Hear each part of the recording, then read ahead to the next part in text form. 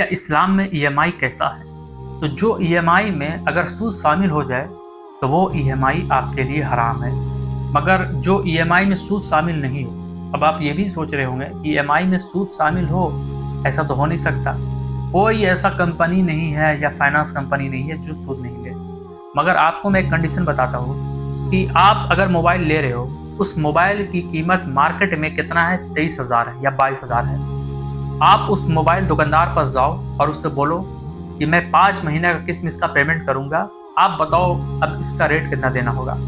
तो वो मोबाइल दुकानदार तय करेगा कि 22,000 का है, 5 महीने में दोगे तो एक बॉन्ड आपको तैयार करना पड़ेगा पेपर में कि नहीं मैं 25,000 में दूंगा, तुम 5 महीने में पेमेंट कर दोगे। उसके बीच में कोई फाइनेंस कंपनी या कोई भी बैंक नहीं आना चाहिए, क्योंकि वो आप डायरेक्ट क्या है, दुकानदार से आपकी बात हुई है, तय हो गया है कि हर महीने में आपको 5,000 दूंगा, जिसमें कोई इंटरेस्ट है नहीं।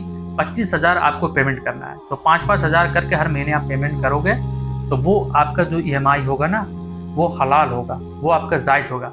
मगर अभी ज़्यादा तौर पे ये चल रहा है कि पूरे मार्केट में आप देखेंगे, जब आप कोई मोबाइल परचेज करने जाओगे, वो भी इंस्टॉलमेंट पे ईएमआई पर, तो वो क्या करेगी, फाइनेंस कंपनी को लाएगी बीच में और बोलेगी कि इनसे बात करो।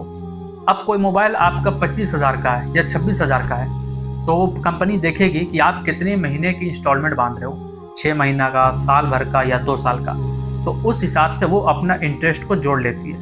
क्योंकि फाइनेंस कंपनी या बैंक का काम क्या है, वो पूरी इंटरेस्ट बेस्ड सिस्टम है, मतलब वो सूद पे काम करेगी, वो बिना सूद का कोई काम करेगी ही नहीं।